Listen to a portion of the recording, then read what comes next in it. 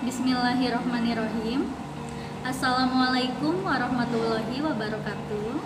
Salam sejahtera untuk kita semua. Selamat pagi anak-anak. Apa kabar hari ini? Semoga anak-anak selalu dalam keadaan sehat walafiat. Amin ya robbal alamin.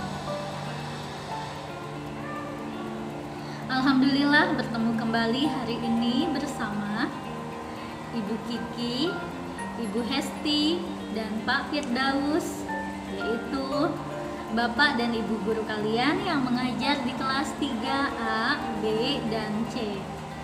Anak soleh dan soleha, walaupun dalam kondisi daring atau pembelajaran jarak jauh, namun kita harus tetap semangat belajarnya ya. Sebelum belajar dimulai, marilah kita berdoa. Anak soleh dan soleha, marilah kita mengangkat kedua tangan kita untuk membaca doa belajar. Bismillahirrahmanirrahim. Robbi zidni ilma warzuqni fahma. Ya Allah, tambahkanlah aku ilmu dan karuniakanlah aku kepahaman. Amin.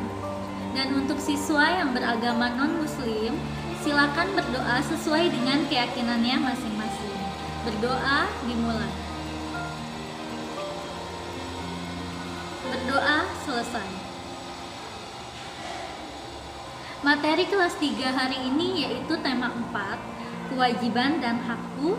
Subtema 2, kewajiban dan hakku di sekolah, pembelajaran ke-6. Marilah anak-anak kita belajar hari ini dengan penuh semangat ya. Adapun tujuan pembelajarannya yaitu 1. Siswa dapat membuat daftar pengalaman berkaitan dengan kewajiban dan hak sebagai warga sekolah dengan tepat. 2. Siswa dapat membuat pengurangan 2 bilangan cacah yang hasilnya ditentukan sendiri dengan tepat. 3. Siswa dapat menjelaskan maksud ungkapan atau kalimat saran, masukan, dan penyelesaian masalah sederhana yang menyatakan permasalahan di sekolah. Nah, hari ini kita akan belajar muatan pelajaran bahasa Indonesia, matematika, dan PPKN.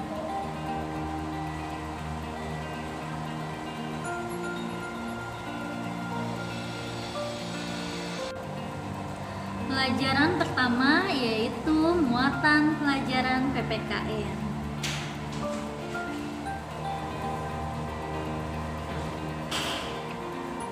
Ayo berdiskusi. Guru sedang berbicara di depan kelas. Semua siswa melihat ke arah guru. Mereka memperhatikan setiap ucapan guru. Lani bertanya kepada guru. Guru melihat ke arah Lani dan mendengarkan pertanyaan Lani. Setiap orang wajib mendengarkan saat orang lain berbicara. Apa yang biasa kamu lakukan saat orang lain berbicara kepadamu? Nah, di sini anak soleh dan soleha ada gambar guru sedang berbicara di depan kelas. Berdiskusilah dengan teman di sebelahmu. Kemudian diskusikan apa yang harus dilakukan saat orang berbicara kepadamu. Tuliskan hasil diskusimu dalam bagan berikut. Yang harus dilakukan saat orang berbicara kepada kita, yaitu kita harus mendengarkan pembicaraan dengan penuh perhatian, tidak melakukan kegiatan lain yang mengganggu konsentrasi orang yang berbicara, menatap orang yang berbicara, tidak menyela atau memotong pembicaraan. Kemudian, jika orang tersebut membutuhkan tanggapan, maka tanggapilah dengan bijak dan santun, serta jika ia membutuhkan jawaban, maka berikanlah jawaban yang memuaskan. Nah, jadi di sini sangat jelas ya anak soleh dan soleha, apa yang harus kita lakukan saat ada orang yang berbicara kepada kita. Kita harus mendengarkannya.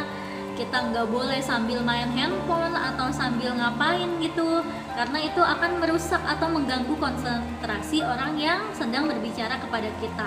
Kemudian, sebaiknya kita menatap orang yang berbicara kepada kita. Kita juga tidak memotong atau menyela pembicaraannya. Jika orang tersebut membutuhkan tanggapan, maka kita harus menanggapi, atau jika dia membutuhkan jawaban, maka kita harus menjawab. Itulah etika atau adab yang harus kita lakukan ketika orang lain berbicara kepada kita, baik itu teman, orang tua, maupun guru. Kemudian, apa yang harus dilakukan saat kita berbicara kepada orang lain? Yaitu berbicara harus menatap lawan bicara, kemudian berbicara dengan suara yang halus, terdengar jelas oleh lawan berbicara. Gunakanlah bahasa yang baik dan benar. Jangan menggunakan nada suara yang tinggi. Pembicaraan mudah dimengerti oleh lawan bicara dan tenang dalam berbicara atau tidak tergesa-gesa. Tidak cepat-cepat ngomongnya, kemudian tidak tinggi-tinggi, tidak kasar-kasar, dan tidak keras-keras. Itulah adab atau etika yang harus kita lakukan saat berbicara kepada orang lain. Ayo mencoba. Sekolahmu tempat yang menyenangkan, bukan? Semua warga sekolah menjalankan kewajiban dan haknya. Bekerjalah dengan teman di sebelahmu, kemudian tanyakan kewajiban dan hak yang pernah ia lakukan di kelas. Buatlah daftarnya pada bagan berikut ini. Daftar pengalaman melaksanakan kewajiban hak di kelas. Di sini kita akan membacakan kewajiban dan hak kita di kelas ya. Adapun nomor yang pertama, kewajiban kita yaitu mengerjakan tugas yang diberikan oleh guru. Maka haknya adalah mendapat penghargaan atau nilai dari guru. Nah, anak soleh dan soleha, jika kita melaksanakan kewajiban kita, mengerjakan tugas, maka kita akan mendapatkan nilai dari guru. Kemudian, kewajiban yang kedua yaitu kita wajib belajar dengan sungguh-sungguh, maka kita akan mendapatkan nilai yang memuaskan. Ya, usaha itu tidak akan pernah mengkhianati hasil. Jika kita usaha belajar dengan sungguh-sungguh, maka kita akan mendapatkan nilai yang memuaskan atau nilai yang tinggi. Tapi jika kita belajarnya males-malesan, maka kita akan mendapatkan nilai yang kurang bagus. Selanjutnya, kewajiban yang ketiga yaitu mengenakan pakaian sesuai jadwal, memakai pakaian sesuai jadwal yang telah ditentukan. Maka haknya adalah mendapatkan penampilan rapih dan bersih. Kewajiban yang keempat yaitu kita harus menghormati guru dan teman. Maka haknya yaitu kita akan mendapatkan bimbingan dari guru dan teman. Jika kita hormat kepada guru, guru juga akan sayang kepada kita. Terakhir, nomor 5, kewajiban di kelas yaitu membuang sampah pada tempatnya. Ya, maka kita akan mendapatkan lingkungan sekolah yang bebas dari penyakit. Nah, anak soleh dan soleha, berikut kewajiban dan hak di dalam kelas. Tugas pertama yaitu PPKN. Tadi sudah kita bahas materinya. Sekarang tugasnya yaitu silah titik-titik di bawah ini dengan benar. Nomor 1 yang harus dilakukan saat orang lain berbicara kepada kita adalah titik-titik-titik. Ini boleh anak-anak isi 1 atau 2 jawabannya ya. Kemudian nomor 2 yang harus dilakukan saat kita berbicara kepada orang lain adalah titik-titik-titik. Nomor 3, kewajiban siswa di kelas yaitu titik-titik-titik. Nomor 4, hak siswa di kelas yaitu titik-titik-titik. Selanjutnya pelajaran kedua yaitu matematika. Ayo mencoba. Setiap orang memiliki kewajiban mendengarkan saat orang lain berbicara. Nah, di sini ada gambar anak-anak dan guru sedang melaksanakan kegiatan upacara. Saat upacara di sekolah, siswa mengikuti pembina upacara membacakan teks Pancasila. Mereka seharusnya mengikuti dengan suara senada. Kadangkala ada siswa yang mengikuti dengan suara nyaring, ada juga siswa yang mengikuti dengan suara yang lembut.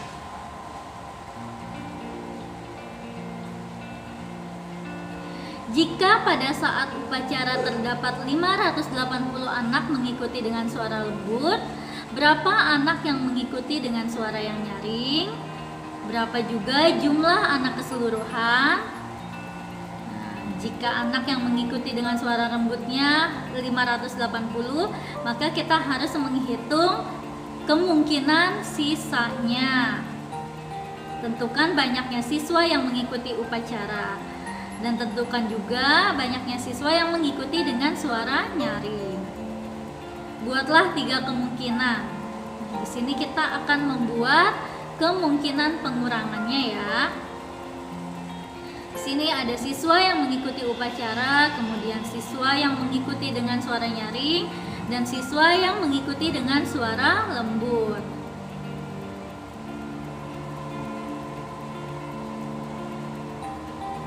Adapun hasil dari siswa yang mengikuti dengan suara lembut yaitu 580.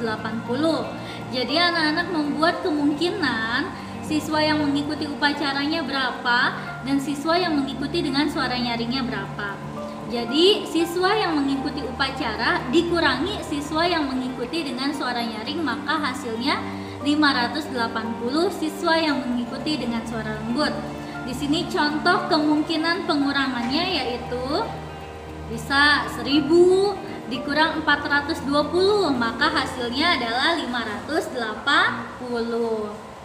Kemudian kemungkinan yang kedua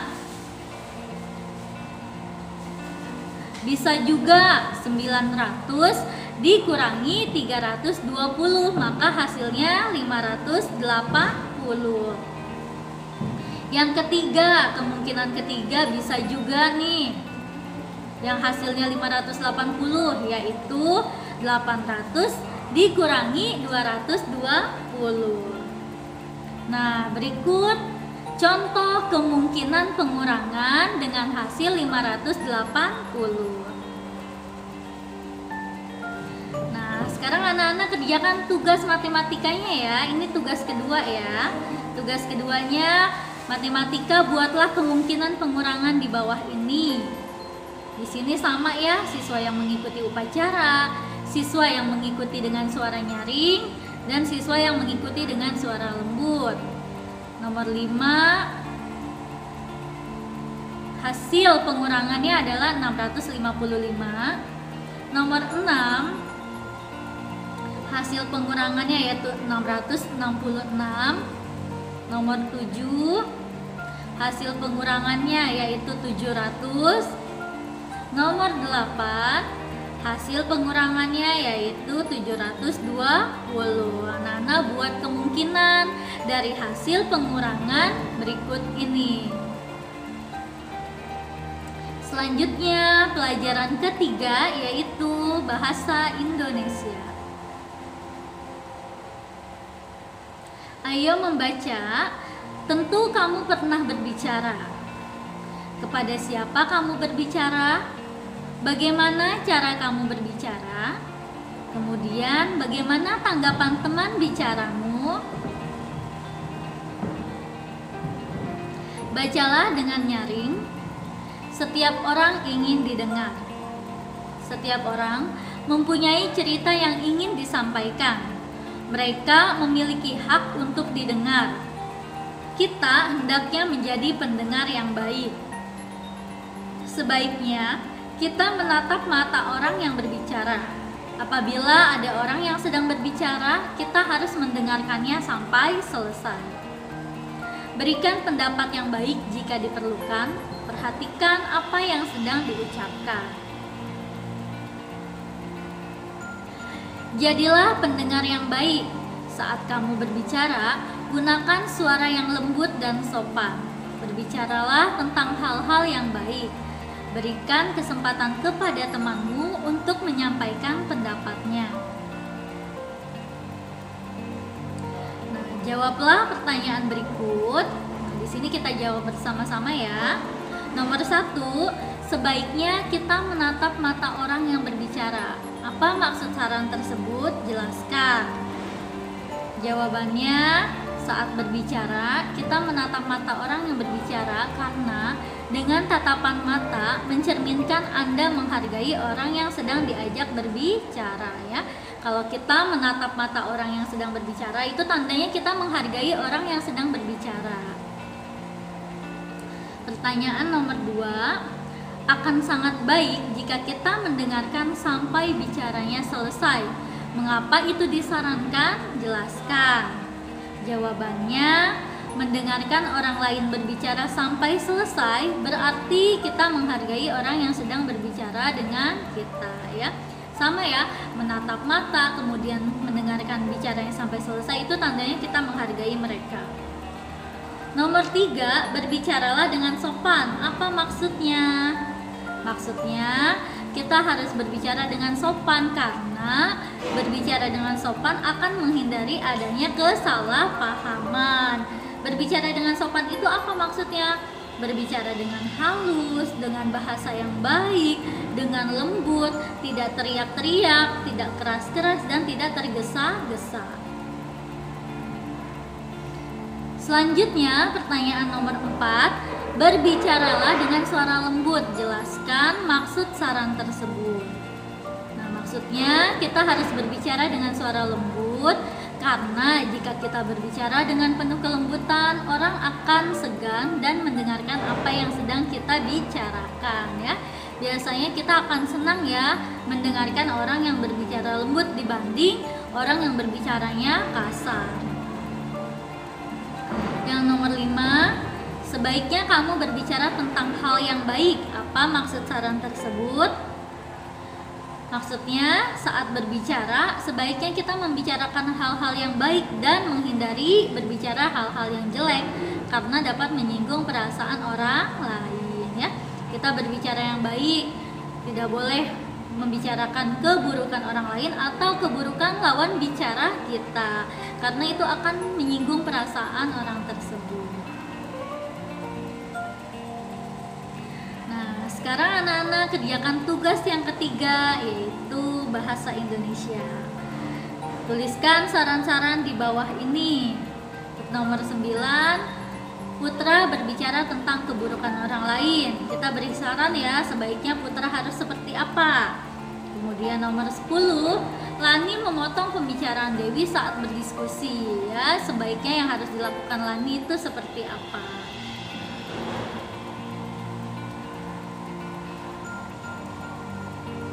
Baiklah anak-anakku semuanya, alhamdulillah materi pembelajaran hari ini telah selesai dengan mengucapkan kata alhamdulillahirabbil alamin.